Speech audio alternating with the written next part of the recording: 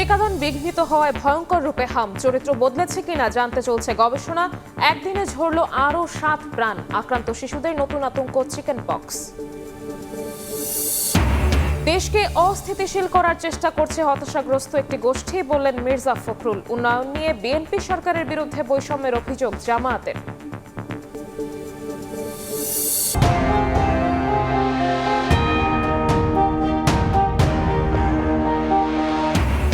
প্রদীপের নিচেই অন্ধকার, ঢাকা দক্ষিণের বর্ধিত 18টি ওয়ার্ডে মেঠোপথ, বাঁশের সাঁকোই ভরসা। যান আর জনজটে ক্লান্ত রাজধানী, পদ্মা মেঘনার ওপারে বিকেন্দ্রীকরণের তাগিদ। 23 দিন বন্ধ থাকার পর সচল চট্টগ্রামের ইস্টার্ন রিফাইনারি, দৈনিক উৎপাদন 4000 লিটার। পুনরায় বন্ধ ঠেকাতে বিকল্প উৎসের ক্রুড অয়েল আমদানির পরামর্শ বিশ্লেষকের।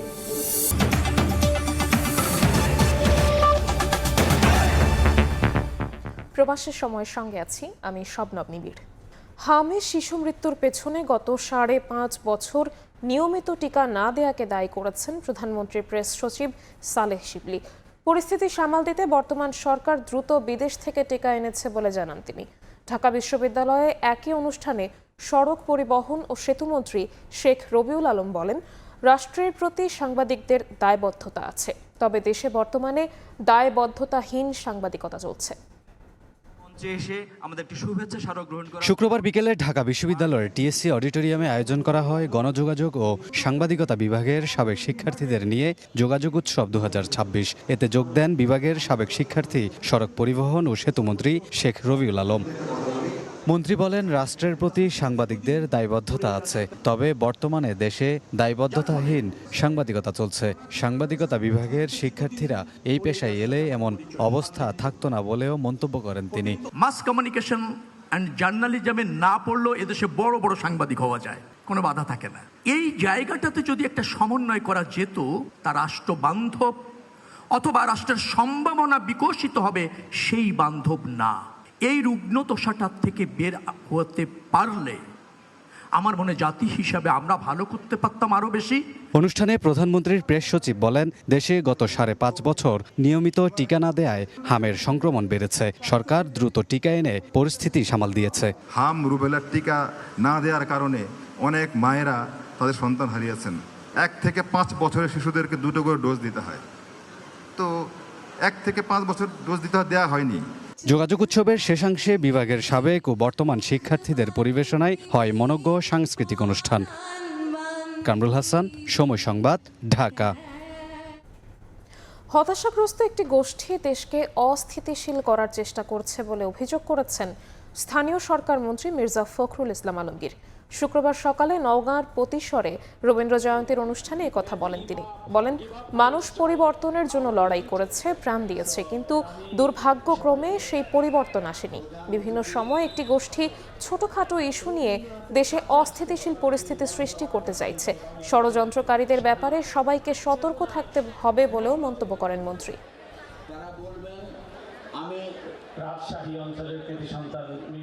আমরা আধিপত্যবাদের বিরুদ্ধে, আমরা আমাদের মানুষ মাথা উঁচু করে স্বাধীনভাবে বেঁচে থাকতে চাই। একটা হতাশাবাদী গোষ্ঠী আছে, তারা সারাক্ষণ হতাশ হয়ে যায় এবং তারা বিভিন্নভাবে এই সমাজকে আবার আপনার অস্থির করে রাখতে চায়।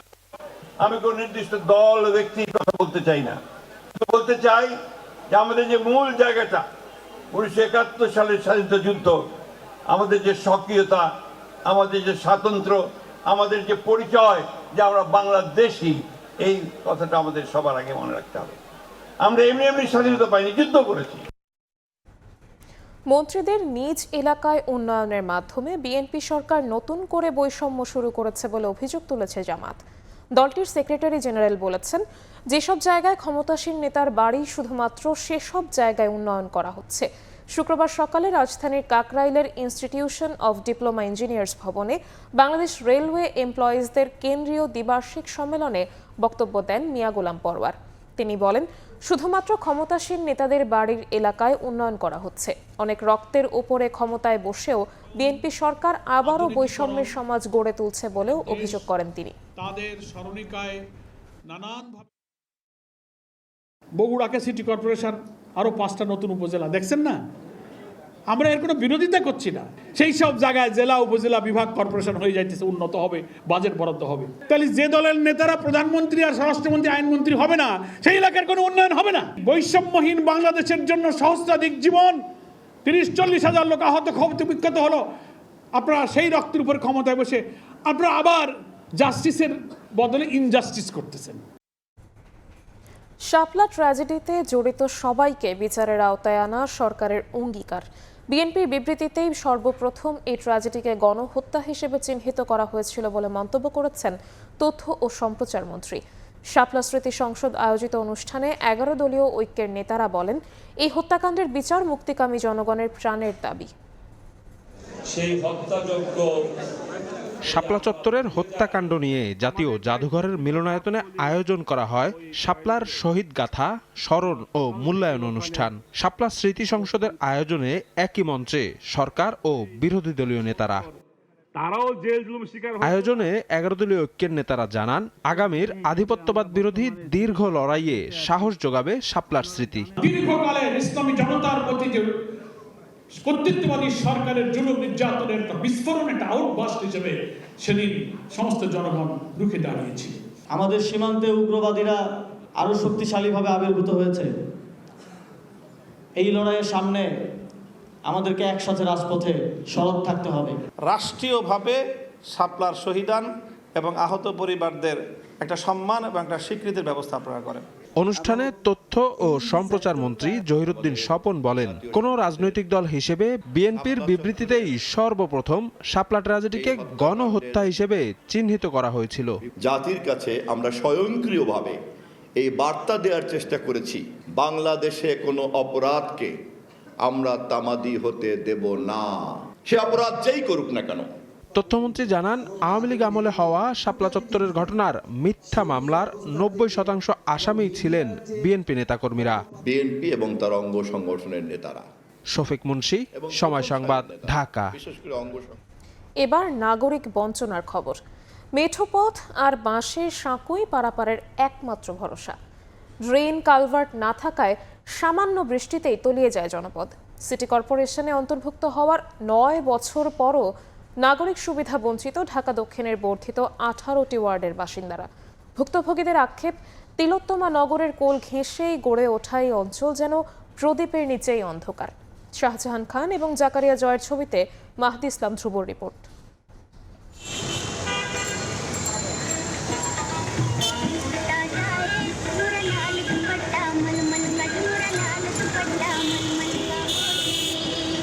বাজার 53 গলির রাজধানীর পুরান ঢাকা। এখানে ভোর হয় ঢাকায় ঐতিহ্য আর রেওয়াজে। বিল্ডিংয়ের গা ঘেঁষে বিল্ডিং, যানজট আর জলজট যেন নিয়তি। মানুষের চাপ কমাতে 2017 সালে নাসিরাবাদ ইউনিয়ন সহ 18টি ওয়ার্ড অন্তর্ভুক্ত করে বাড়ানো হয় ঢাকা দক্ষিণ সিটির কলেবর। এরপর সময় গড়িয়েছে 9 বছর, কিন্তু বর্ধিত ওয়ার্ডে পৌঁছায়নি নাগরিক সুবিধা। নগরীর 75 নম্বর ওয়ার্ডের নাসিরাবাদ মেঠো পথের পাশ দিয়ে বয়ে গেছে জলাধার। বাঁশের সাঁকোয় পারাপারের একমাত্র ভরসা।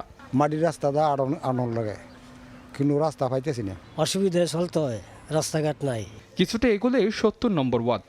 মানুষের জীবন যাপনের মতোই ধীরে চলনীতিতে চলছে সড়কে নির্মাণ কাজ। যদি কোনো অসুস্থ হয়ে যায় তাদেরকে অ্যাম্বুলেন্স দিয়ে আমরা যে হসপিটালে পাঠাবো, আমাদের এমনও কোনো অবস্থা নাই। সিটি কর্পোরেশনে থাকাতে আমরা ট্যাক্স সবই দিতেছি, কিন্তু আমরা ওই সুযোগ সুবিধা পাচ্ছি না। ড্রেন কালভার্টের অভাবে জলজট আর জলাবদ্ধতাকে সঙ্গী করেই যেন চলছে 63 থেকে 66 নম্বর ওয়ার্ড। নাগরিক সুবিধা বঞ্চিত প্রায় 15 থেকে 20 লক্ষ লোকের বসবাস এখানে। পানি সম্পদ মন্ত্রী বরাবর ডিউ লেটার দিয়েছি এবং সিটি কর্পোরেশনকে একাধিক আমি লেটার দিয়েছি। 9 বছরের বঞ্চনার কথা এরই মধ্যে পৌঁছে গেছে ঢাকা দক্ষিণ সিটির প্রশাসকের কানে। ইলেকট্রিক পোল লাগাইতে হবে, সেখানে ড্রেনেজ ব্যবস্থা করতে হবে। কাজে সেটার জন্য সরকারি সাহায্য আমরা চেয়েছি। সরকারি সাহায্য পেলে আমরা অবশ্যই সেই কাজগুলো করব। কর্পোরেট সিটির আকাশ ছোঁয়া অট্টালিকার পাশেই এই অন্ধকার দ্বীপ যেন আধুনিক নগরায়নের এক চরম উপহাস। শহর থেকে কেবল ইটের দালান নয়, শহর মানে স্বস্তি।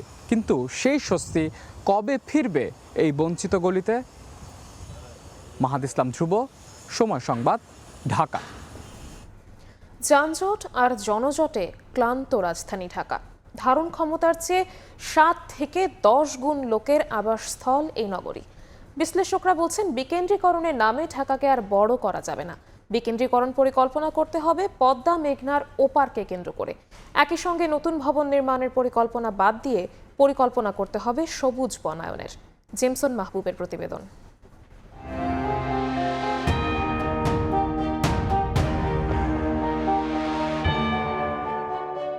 প্রায় 3.25 কোটি মানুষের বসতির নগরী, জাতিসংঘের হিসেবে বিশ্বের দ্বিতীয় জনবহুল বৃহত্তম শহর। এই নগরী এখন মানুষের ভারে ক্লান্ত।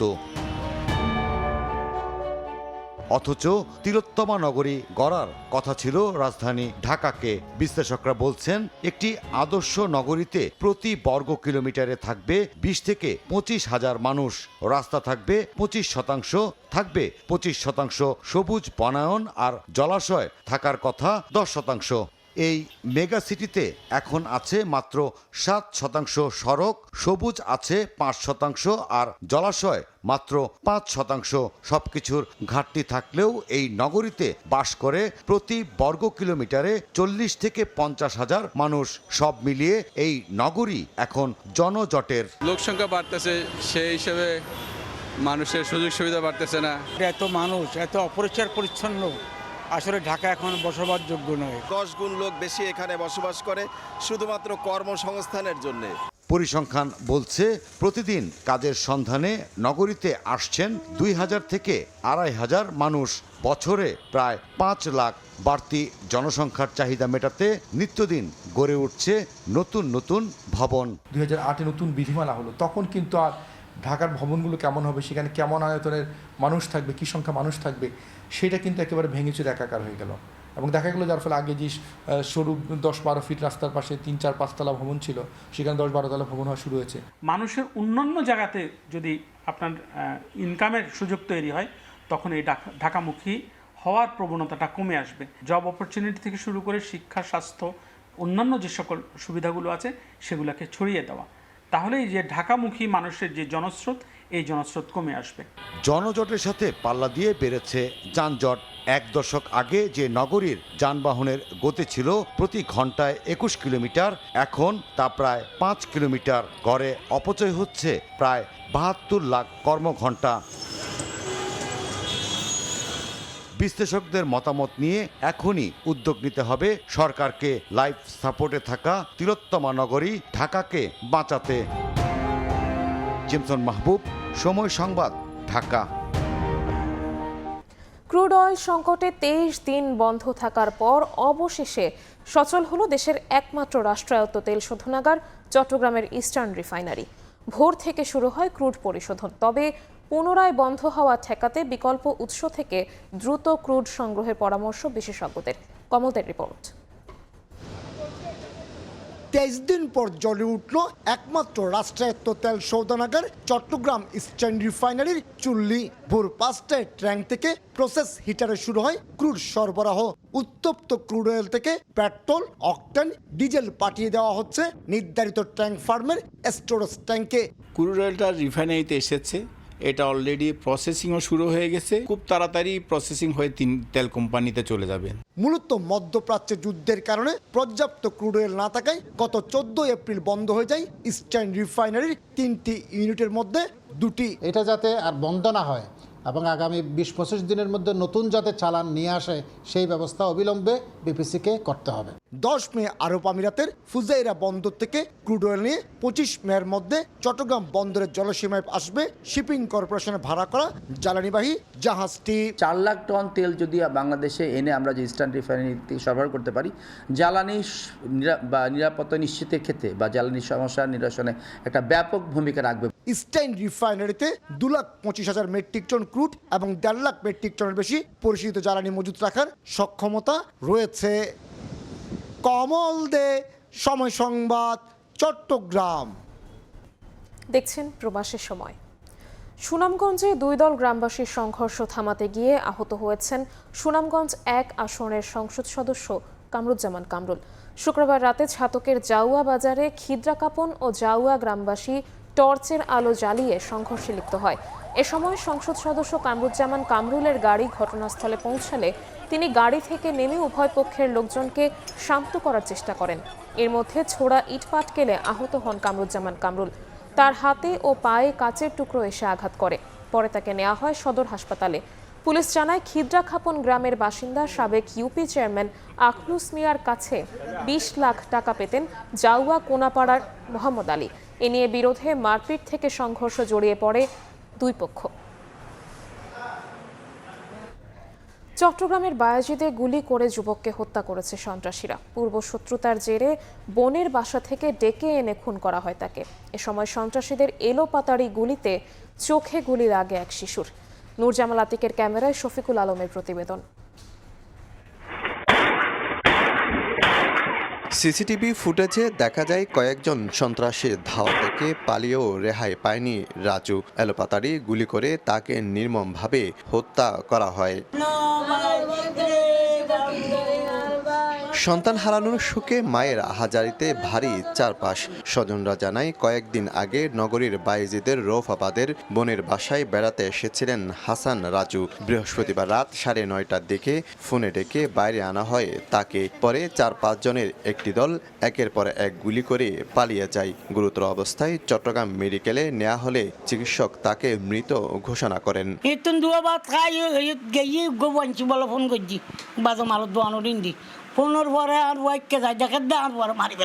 আমাদের দাবি হয়েছে ওদের ফাঁসিতে নিয়ে আসার জন্য।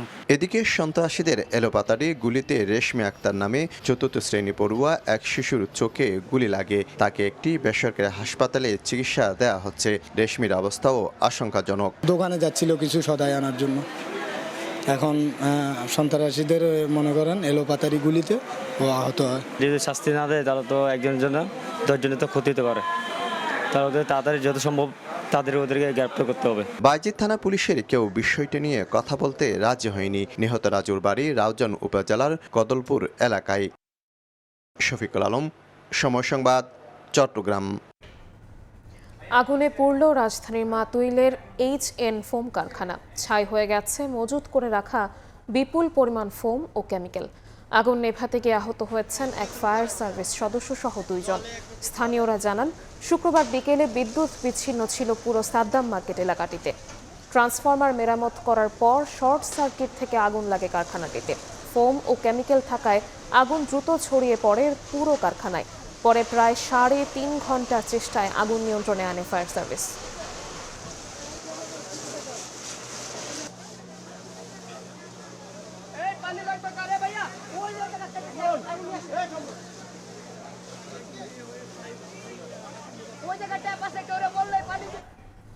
বিশৃঙ্খল পুলিশ বাহিনীকে অনেকাংশে গুছিয়ে আনা হয়েছে বলে জানিয়েছেন আইজিপি আলী হোসেন ফকির।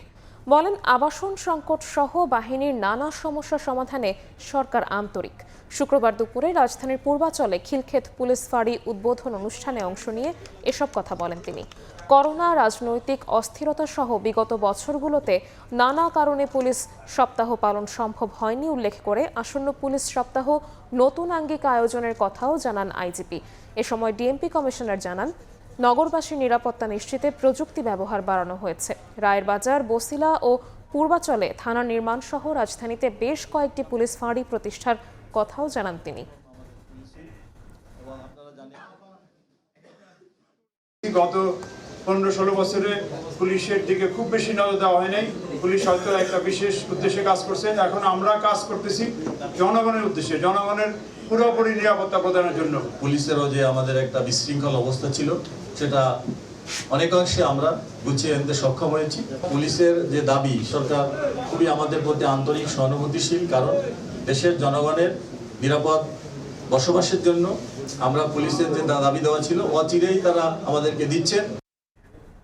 টানা কয়েক দিনের বৃষ্টি শেষে হাওরে রোদের ঝিলিক। ধান কাটা ও শুকানোর কাজে বেড়েছে ব্যস্ততা।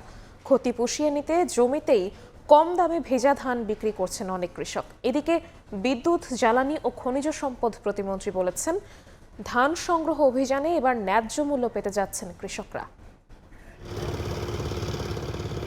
হাওরে রোদের দেখা পেয়ে স্বস্তির নিঃশ্বাস ফেলেন কৃষকেরা। লোকসানের দুশ্চিন্তা কাটিয়ে নতুন উদ্যমে ধান কাটা, শুকানো আর পরিবহনের কাজে বেড়েছে ব্যস্ততা। শুক্রবার সকালে কিশোরগঞ্জের বিভিন্ন এলাকা থেকে ধান কেটে নৌকায় করে নেওয়া হয় উঁচু সড়কে। এরপর সেখানেই চলে ধান মাড়াই, সংগ্রহ ও শুকানোর কাজ। তবে অনেক কৃষক উৎপাদন খরচ তুলতে জমির উপরেই 600 থেকে 700 টাকা মণে ভেজা ধান বিক্রি করে দিচ্ছেন। এ পর্যন্ত হাওড়ে 63 ভাগ ধান কাটা শেষ হয়েছে। বৃষ্টি না হলে আগামী 15 থেকে 17 দিনে ধান কাটা শেষ হবে বলে আশা করছে স্থানীয় কৃষি বিভাগ। ধানের দাম খুব কম, আপনার ভিজা ধান তো কেউ নেই না। তেলের দাম বাইরেছে, সারের দাম বাড়তি, আমরা করোড়ে করে কোলাইতারি না। সুনামগঞ্জেও রোদের দেখা পেয়ে কৃষকের মুখে স্বস্তির হাসি। পরিবারের সব সদস্যকে নিয়ে ধান শুকাতে ব্যস্ত কৃষক। গণশুনানির মাধ্যমে ক্ষতিগ্রস্ত কৃষকের তালিকা তৈরি করে সহায়তা চান তারা। জেলায় শুক্রবার পর্যন্ত 1,73,000 হেক্টর জমির ধান কাটা হয়েছে। সবাই নিয়ে এটা বৈঠক করিয়া গণশুনানি হয়, কৃষকের যে ক্ষতিগ্রস্ত হয়েছে সবকিছু পাওয়া যাব। এদিকে যশোরে ধান কাটা সংগ্রহের উদ্বোধনী অনুষ্ঠানে গিয়ে বিদ্যুৎ, জ্বালানি ও খনিজ সম্পদ প্রতিমন্ত্রী বলেন, এবারই ধান সংগ্রহের ন্যায্য মূল্য পেতে যাচ্ছেন কৃষকেরা। তবে বিগত সরকারের সময় কৃষকেরা যে হয়রানির শিকার হয়েছেন তা এবার হবে না বলেও মন্তব্য করেন তিনি। ধান সংগ্রহ কর্মসূচিতে যে মূল্য নির্ধারণ করা হয়েছে প্রতি কেজিতে 36 টাকা, এটি এরকম ভালো দাম সচরাচর সরকার কখনো দেয়নি। মাপে যেন কম বেশি না হয়, ব্যাপারে সতর্ক থাকবে। এছাড়া নেত্রকোনাতে নতুন করে বৃষ্টি না হলেও জমিতে তলিয়ে থাকা ধান কেটে নিচ্ছেন কৃষকেরা। খরচ বাঁচাতে অনেকেই প্লাস্টিক দিয়ে নৌকা বানিয়ে পাড়ে তুলছেন ধান। ফাহরিয়া ফারজানা, সময় সংবাদ। উজান ভাটির অসম পানি প্রবাহের শিকার তিস্তা পাড়ের মানুষ। ভারতের সঙ্গে পানি চুক্তি বা চীনের সঙ্গে তিস্তা মহাপরিকল্পনা বাস্তবায়নের সমাধান চান ভুক্তভোগী কয়েক কোটি মানুষ। পশ্চিমবঙ্গের আপত্তিতে আটকে থাকা পানি বন্টন চুক্তির জন্য কূটনৈতিক তৎপরতা বাড়ানোর পরামর্শ বিশেষজ্ঞদের। শাকিল মাহমুদের ছবিতে নাজমুল ইসলাম নিশাতের রিপোর্ট। উত্তরের দুঃখ তিস্তা, বর্ষায় কুল ভাঙে আর খরায় ধুধু বালুচর। তিস্তার পানি নিয়ে ভারতের সাথে আছে দীর্ঘদিনের বিবাদ। 2011 সালে তখনকার ভারতীয় প্রধানমন্ত্রী ঢাকা সফরে তিস্তা চুক্তি হওয়ার কথা থাকলেও পশ্চিমবঙ্গের মুখ্যমন্ত্রী মমতার আপত্তিতে তা ভেস্তে যায়। অভিযোগ আছে উজানে একাধিক বাঁধ নির্মাণ করে তিস্তার পানি একতরফাভাবে নিয়ন্ত্রণ করছে ভারত। বর্ষাকালে তো মনে করেন যে পানিতে থামা যায় না, আর খরাকালে ফির আবার মনে করেন যে বালু হয়ে যায়। পাইপ বোর্ডিং করি কোন থেকে পাইপ দিয়ে এখন ওই যে মেশিন দিয়ে পানি দিবার লাগছে। গবেষকদের মতে পশ্চিমবঙ্গ রাজনৈতিক আপত্তিতে আটকে থাকা পানি বন্টন চুক্তি বাস্তবায়নে এখন কার্যকর উদ্যোগ জরুরি। মুখ্যমন্ত্রী পশ্চিমবঙ্গ তার দোহাই দিয়ে তিস্তার পানি বন্টন চুক্তি ঝুলেছিল। এখন কেন্দ্রীয় সরকারের দায়িত্ব হচ্ছে বাংলাদেশের মানুষকে বুঝিয়ে দেওয়া যে মমতার কারণেই তিস্তার পানি বন্টন চুক্তি হয়নি। উজান ভাটির এই অসম পানি প্রবাহের শিকার তিস্তাপাড়ের মানুষের দীর্ঘদিনের দাবি তিস্তা মহাপরিকল্পনা বাস্তবায়ন। এমনকি বিএনপি সরকারের অন্যতম নির্বাচনী প্রতিশ্রুতিতেও জায়গা পেয়েছে এই প্রকল্প। বর্তমান সরকার দায়িত্ব নেবার পর পররাষ্ট্রমন্ত্রীর প্রথম চীন সফরেও গুরুত্ব পেয়েছে তিস্তা নদী ব্যবস্থাপনা। শুরু থেকেই এই প্রকল্পে বিনিয়োগে আগ্রহ দেখিয়েছে চীন। দুই দেশের মধ্যে যে চুক্তিগুলো স্বাক্ষরিত হবে, আলোচনা হবে, সেগুলোই কিন্তু প্রধানমন্ত্রীর টেবিলে অ্যাড্রেসড হবে এবং চুক্তি সই হবে। সেই কারণে এই সফরটা গুরুত্বপূর্ণ।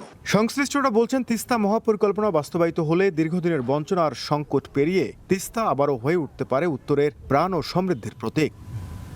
নাজমুল ইসলাম নিশাত, সময় সংবাদ, রংপুর। দেশের বিভিন্ন স্থানে শুক্রবার সন্ধ্যার পর হঠাৎই আকাশে দেখা যায় আলোক রশ্মি। মাদারীপুর শহরের জজকোর্ট, মোস্তফাপুর সহ বিভিন্ন এলাকায় দেখা মেলে আলোক রশ্মির। অদ্ভুত এই আলোর ঝলকানি দেখে ভিডিও ধারণ করেন লোকজন। রশ্মিটি কয়েক মিনিট স্থায়ী থেকে কিছুক্ষণ পর আকাশেই মিলিয়ে যায়। কক্সবাজার সমুদ্র সৈকত থেকেও দেখা মেলে একই রকম দৃশ্য। বিরল এই আলোক রশ্মি দেখে কৌতূহল জাগে জনমনে। বরগুনাতেও দেখা গেছে একই রকম চিত্র।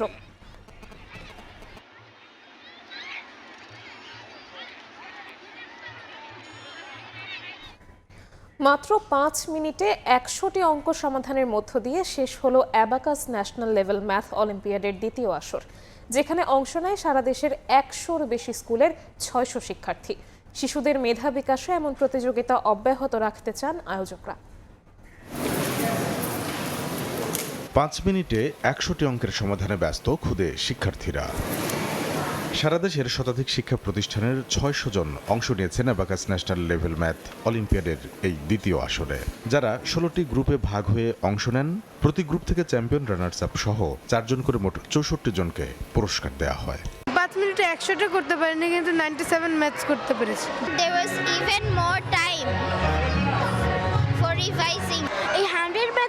ছিল মাল্টিপ্লিকেশন, ডিভিশন এবং সাবট্রাকশন এবং অ্যাডিশনও ছিল, আর আমি এখানে অনেক এনজয় করেছি। মোবাইল ধরে মাঝে মাঝে আর সারাদিন অ্যাবাকাস নিয়ে পড়ে থাকি। শুক্রবার রাজধানীর তেজগাঁওয়ে আয়োজিত গণিতে শিশুর মেধা বিকাশে এমন প্রতিযোগিতায় অংশ নেয়ার সুযোগ পেয়ে খুশি অভিভাবকরা। বাচ্চা মোটামুটি আল্লাহর রহমতে ভালো করছে, ভবিষ্যতেও ভালো করবে। ম্যাথে তো ওরা অবশ্যই ভালো হচ্ছে, পাশাপাশি অন্য সাবজেক্টগুলোতেও দেখছি যে তারা বুদ্ধির সাথে কাজ করার চেষ্টা করছে। এটা বাচ্চাদের জন্য এক খুবই সায়েন্টিফিক প্রুভেন একটা মেথড। মেধাভিত্তিক আগামী প্রজন্ম তৈরিতে এমন আয়োজন অব্যাহত রাখতে চায় আয়োজক কর্তৃপক্ষ। এই বাচ্চারাই হচ্ছে আমাদের আগামী দিনে দেশের নেতৃত্ব দেবে, সো ওদের ব্রেন ডেভেলপমেন্টটা হচ্ছে আমাদের কাছে খুবই ইম্পর্টেন্ট, এবং এই জন্য আমরা অ্যাবাকাস ব্রেন জিম অনেকদিন ধরে কাজ করছি এবং এই ধারাবাহিকতা আমরা কন্টিনিউ রাখবো। এবার অ্যাবাকাস ন্যাশনাল লেভেল ম্যাথ অলিম্পিয়াডে অংশ নিয়েছে 4 থেকে 14 বছরের শিশুরা। কামরুল হাসান সবুজ, সময় সংবাদ, ঢাকা। ভারতের তামিলনাড়ুতে অবশেষে সরকার গঠন করতে যাচ্ছে থালাপতি বিজয়ের দল টিভিকে। টানা দর কষাকষি আর জোট সমীকরণের পর সংখ্যাগরিষ্ঠতা নিশ্চিত করেছে দলটি। এনডিটিভির তথ্য অনুযায়ী কংগ্রেস, ভিসিকে এবং 2 বাম দলের সমর্থন পেয়ে তামিলাগা ভেত্রি কাজাগাম বা টিভিকে 119 বিধায়কের সমর্থন নিশ্চিত করেছে, যার মধ্য দিয়ে সরকার গঠনের জন্য প্রয়োজনীয় 118 আসনের সীমা পার করেছে দলটি।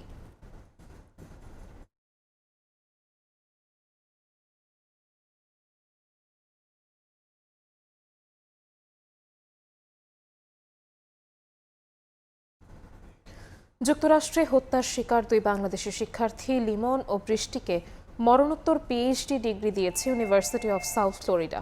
স্থানীয় সময় শুক্রবার সকালে বিশ্ববিদ্যালয়ের বসন্তকালীন সমাবর্তনে 2 পরিবারের পক্ষে মায়ামির বাংলাদেশ কনসুলেটের প্রতিনিধির হাতে সম্মানসূচক এই ডিগ্রি তুলে দেওয়া হয়।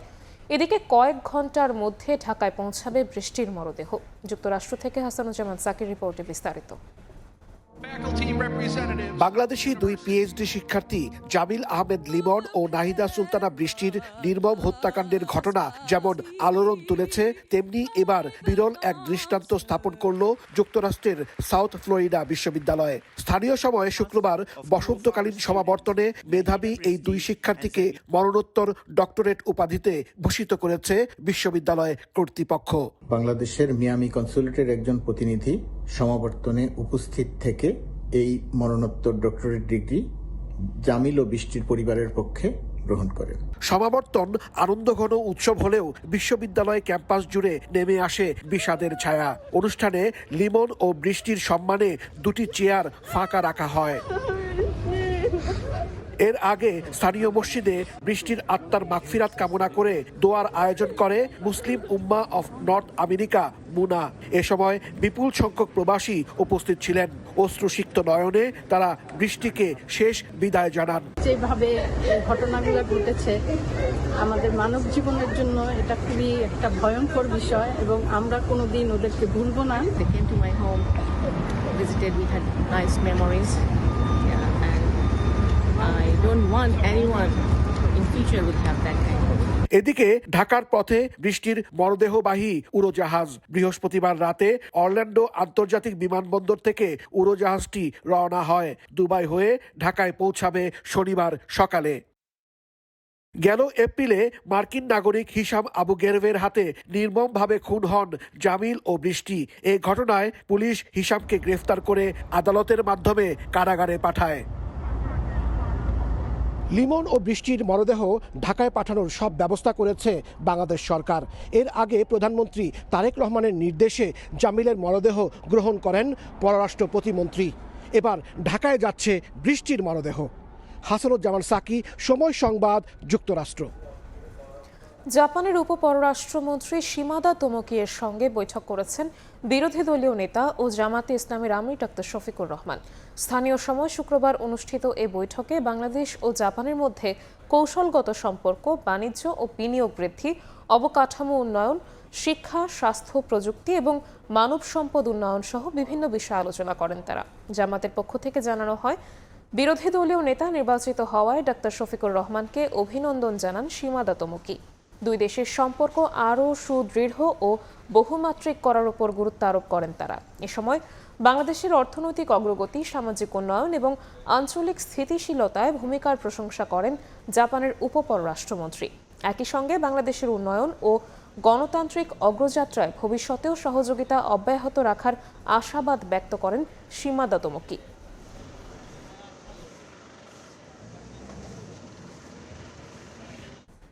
কঠিন নাগরিকত্ব আইন ও রেসিডেন্স পারমিট প্রক্রিয়ার জটিলতায় চরম ভোগান্তিতে পড়েছেন পর্তুগালে বসবাসরত অভিবাসীরা। বৈধভাবে বসবাসের সময়সীমা বাড়ানো থেকে শুরু করে আবেদন প্রক্রিয়ার দীর্ঘসূত্রতা সব মিলিয়ে দিশেহারা হয়ে পড়ছেন হাজারো প্রবাসী, বিশেষ করে বাংলাদেশিরা। এছাড়া কঠিন বিধিনিষেধে পর্তুগাল ছাড়ছেন বিভিন্ন দেশের অভিবাসীরা। তারিকুল হাসান আশিকের রিপোর্টে বিস্তারিত। ৩রা মে প্রেসিডেন্টের স্বাক্ষরের মাধ্যমে পর্তুগালের বহুল আলোচিত নতুন নাগরিকত্ব আইন চূড়ান্ত অনুমোদন পায়। নতুন আইনে অভিবাসীদের নাগরিকত্বের জন্য বৈধ বসবাসের সময়সীমা 5 বছর থেকে বাড়িয়ে রেসিডেন্স পারমিট ইস্যুর তারিখ থেকে 10 বছর করা হয়েছে। এছাড়া নাগরিকত্ব আবেদন করতে অভিবাসীদের যেতে হবে আরও কঠিন সব শর্তের মধ্য দিয়ে। পাশাপাশি দেশটিতে জন্ম নেওয়া অভিবাসী শিশুদের নাগরিকত্ব প্রাপ্তিতেও যোগ হয়েছে নানা জটিল নিয়ম। ফলে আইনটির চূড়ান্ত অনুমোদনের পরপরই হতাশা নেমে আসে দেশটিতে বসবাসরত লাখো অভিবাসীর মধ্যে। নাগরিকত্বের পাশাপাশি রেসিডেন্স পারমিট ইস্যু ও নবায়ন প্রক্রিয়াও এখন অভিবাসীদের বড় ভোগান্তির কারণ হয়ে দাঁড়িয়েছে। মাসের পর মাস অপেক্ষা করেও অনেকে পারমিট না পেয়ে ছুটছেন সংশ্লিষ্ট দপ্তরে, কিন্তু দীর্ঘক্ষণ অপেক্ষা করেও পাচ্ছেন না কোনো সুস্পষ্ট উত্তর। অনেককে বাধ্য হয়ে বাড়তি খরচে আইনজীবীর সহায়তা নিতে হচ্ছে। এছাড়া প্রয়োজনীয় যাচাই বাছাই ছাড়াই আবেদন বাতিল করা সহ সংশ্লিষ্ট সংস্থার বিরুদ্ধে খামখেয়ালি আচরণের অভিযোগ ভুক্তভোগীদের। আমরা আসলে যখন পর্তুগালে এসেছি, এদের অভিবাসন নীতিটাই ছিল আমাদের জন্য মূল অ্যাট্রাকশন, যে আমরা এখানে থাকছি, 5 বছর পরে আমরা এখানে পাসপোর্ট পাবো, এখানকার নাগরিকত্ব পাবো। পর্তুগালের ন্যাশনালিটি আইনটি অতিমাত্রায় কঠিন পর্যায়ে চলে গেছে, যেটা এখন বর্তমানে 10 বছর কার্যকর হয়ে গেছে, যেটা আমাদের জন্য খুবই দুঃখজনক এবং হতাশাজনক। নানা জটিলতার পাশাপাশি বর্তমানে পরিবারের সদস্যদের পর্তুগালে আনতেও যোগ করা হয়েছে কঠিন সব শর্ত। এতে করে শুধু ব্যক্তি নয়, পুরো পরিবার নিয়েই অনিশ্চয়তায় পড়েছেন অনেকে। উচ্চ খরচে ওয়ার্ক পারমিট ভিসায় এসে অনেক বাংলাদেশি এখন মানবেতর পরিস্থিতির মুখোমুখি। একদিকে কঠিন নাগরিকত্ব আইন, অপরদিকে রেসিডেন্স পারমিট ইস্যু ও নবায়নে সংশ্লিষ্ট সংস্থা আইমার গড়িমসি, সবকিছু মিলিয়ে দিশেহারা পর্তুগালের অসংখ্য অভিবাসন প্রত্যাশী। তারা ছুটছেন ইউরোপের বিভিন্ন দেশে। তাদের প্রত্যাশা, নিজেদের প্রয়োজনেই সামনের দিনগুলিতে আবার অভিবাসন ইস্যুতে নমনীয় হবে পর্তুগাল। তারিকুল হাসান আশিক, সময় সংবাদ, লিসবন, পর্তুগাল। আয়ারল্যান্ডের গলওয়ে ওয়েস্ট নির্বাচনী এলাকায় রাজনৈতিক তৎপরতা এখন বেশ জমজমাট। আসন্ন উপনির্বাচন সামনে রেখে স্থানীয় নেতাকর্মীদের নিয়ে বিশেষ সভা করেছে দেশটির অন্যতম প্রধান রাজনৈতিক দল ফিনেগাল। সভায় উঠে আসে আবাসন সংকট, কৃষিখাত ও অভিবাসীদের নানা সমস্যা। উপস্থিত ছিলেন মন্ত্রী, সিনেটর, সংসদ সদস্য সহ স্থানীয় বাংলাদেশিরাও। সৈয়দ জুয়েলের রিপোর্টে বিস্তারিত। আয়ারল্যান্ডের অন্যতম বৃহৎ রাজনৈতিক দল ফিনেগল, বর্তমান সরকারও গুরুত্বপূর্ণ অবস্থানে রয়েছে দলটি। গলওয়ে ওয়েস্ট নির্বাচনী এলাকায় 0 আসনে উপনির্বাচনে ফিনেগালের প্রার্থী শেন কাইনের পক্ষে নেতাকর্মীদের সক্রিয় করতে বৃহস্পতিবার একটি সভার আয়োজন করা হয়। আসনটিতে দলীয় প্রার্থীকে বিজয়ী করতে সবাইকে একযোগে কাজ করার আহ্বান জানান দলটির নেতারা। আমি সত্যিকার অর্থেই বিশ্বাস করি সততা, কর্মনিষ্ঠা থাকলে জয়ী হওয়া অসম্ভব কিছু নয়। জনগণের প্রতি প্রতিশ্রুতিবদ্ধ হওয়াও জরুরি। নির্বাচনের দৌড়ে শেন কাইন সবার থেকে এগিয়ে, সবাই তাকে ভোট দিন। সভায় দেশটির শিল্প, পর্যটন ও কর্মসংস্থান মন্ত্রী পিটার বার্ক আবাসন সংকট মোকাবিলায় সরকারের বিভিন্ন উদ্যোগ তুলে ধরেন। পাশাপাশি কৃষিখাতের চ্যালেঞ্জ ও অভিবাসীদের নানা সমস্যা নিয়েও আলোচনা হয়। স্থানীয় কাউন্সিলর, ফিনেগালের নেতাকর্মী এবং গলওয়ে ইস্ট নির্বাচনী এলাকার সভাপতি কবির আহমেদ অভিবাসীদের বাস্তব সমস্যাগুলো মন্ত্রীর সামনে তুলে ধরেন। আজকে আমরা এখানে একটা সাধারণ সভা হয়েছে, পাশাপাশি গলওয়েতে এর উপনির্বাচন রয়েছে আগামী 22 মে। সেখানে আমাদের দলের প্রার্থী শেন কাইন, তাকে ভোট দেওয়ার জন্য সবাইকে অনুরোধ করছি। বৈঠকে উপস্থিত সদস্যদের বিভিন্ন প্রশ্নেরও উত্তর দেন মন্ত্রী, সিনেটর ও সংসদ সদস্য। একই সঙ্গে আগত অতিথিদের ধন্যবাদ জানান আয়োজকরা। সৈয়দ জুয়েল, সময় সংবাদ, আয়ারল্যান্ড। সৌদি আরবের রাজধানী রিয়াদ থেকে সিলেটে সরাসরি ফ্লাইট চালুর দাবিতে সোচ্চার হয়েছেন প্রবাসী বাংলাদেশিরা। দীর্ঘদিন ধরে দাবি জানানো হলেও এখনও কার্যকর উদ্যোগ না থাকায় বাড়ছে ক্ষোভ ও হতাশা। রিয়াদের আল ইয়াসমিন কমিউনিটি সেন্টারে মতবিনিময় সভা ও সংবাদ সম্মেলনের আয়োজন করে রিয়াদ সিলেট সরাসরি ফ্লাইট বাস্তবায়ন পরিষদ। বক্তারা বলেন, সরাসরি ফ্লাইট না থাকায় যাত্রীদের ঢাকা বা অন্য রুট হয়ে ভ্রমণ করতে হচ্ছে, এতে সময় ও খরচ দুটোই বাড়ছে। দীর্ঘ ট্রানজিটের কারণে ভোগান্তি পোহাতে হচ্ছে নারী, শিশু ও বয়স্ক যাত্রীদের। প্রবাসীদের দাবি, রিয়াদ সিলেট সরাসরি ফ্লাইট চালু হলে শুধু দুর্ভোগই কমবে না, বরং লাভজনক রুট হিসেবে সরকারের রাজস্ব আয়ও বাড়াবে।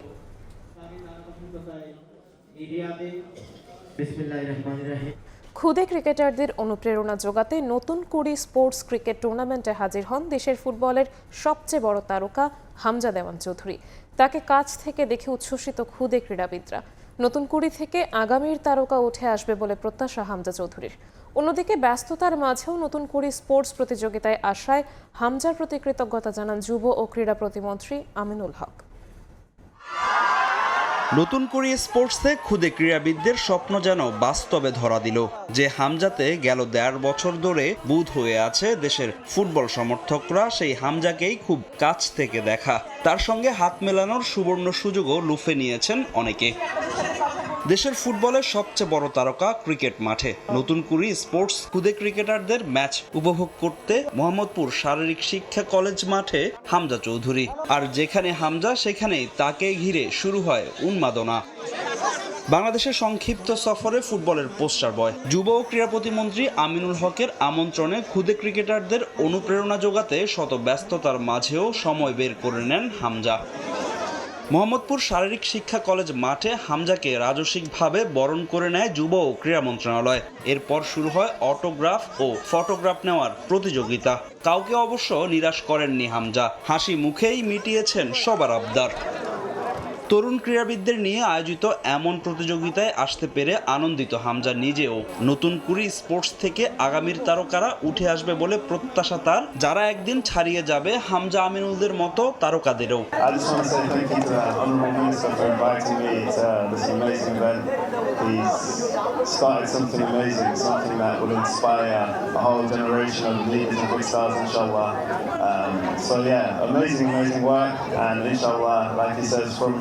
There's going to be many more big stars, a lot bigger than me, and a lot maybe bigger than the captain. With these things in plan, I can see our country be part of the map in many different sports. So just thank you again and all the best. নতুন কুড়ি স্পোর্টসে হামজা চৌধুরীকে পেয়ে উচ্ছ্বসিত যুব ও ক্রীড়া প্রতিমন্ত্রী। জাতীয় দলের তারকা ফুটবলারের উপস্থিতি তরুণ ক্রীড়াবিদদের আরও অনুপ্রাণিত করবে বলে প্রত্যাশা আমিনুল হকের।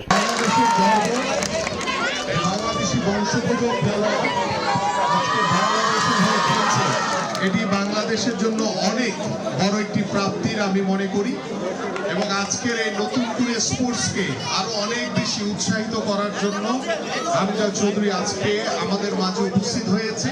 আমি তাকে আমার আন্তরিক ধন্যবাদ এবং কৃতজ্ঞতা জানাই। ক্রীড়া প্রতিমন্ত্রীকে নিয়ে ক্রিকেট ম্যাচ উপভোগ করেন হামজা। এ সময় অনেকেই তাকে ঘিরে ধরে একটা অটোগ্রাফের জন্য। হামজাকে খুব কাছ থেকে দেখে উচ্ছ্বসিত খুদে ক্রীড়াবিদরা। দিনটা স্মরণীয় হয়ে থাকবে বলেও জানান তারা। আমি কখনো ভাবতে পারিনি যে ওনার সাথে এত কাছাকাছি দেখা হবে। আমরা আসছিলাম ম্যাচ খেলতে, তো আমরা জানতাম না যে উনি আসবে। আমরা যখন জানতে পারছি যে উনি আসছে, তখন ভিতরে একটা অনুভূতি জাগছে যে আমাদের বাসায় দেখা করব। আমি বলে বোঝাতে পারবো না, আমার চোখের জল আমি সহ্য করতে পারি নাই তাকে দেখে। ফুটবলের ব্যস্ততা না থাকায় গেল মঙ্গলবার বাংলাদেশে আসেন হামজা চৌধুরী। ফাহিম ইসলাম, সময় সংবাদ, ঢাকা। এ পর্যায়ে শীর্ষ সংবাদগুলো জানিয়ে দিচ্ছি আরও একবার। টিকাদান বিঘ্নিত হওয়ায় ভয়ঙ্কর রূপে হাম, চরিত্র বদলেছে কিনা জানতে চলছে গবেষণা। একদিনে ঝরল আরও 7 প্রাণ। আক্রান্ত শিশুদের নতুন আতঙ্ক চিকেন পক্স। দেশকে অস্থিতিশীল করার চেষ্টা করছে হতাশাগ্রস্ত একটি গোষ্ঠী, বললেন মির্জা ফখরুল। উন্নয়ন নিয়ে বিএনপি সরকারের বিরুদ্ধে বৈষম্যের অভিযোগ জামায়াতের।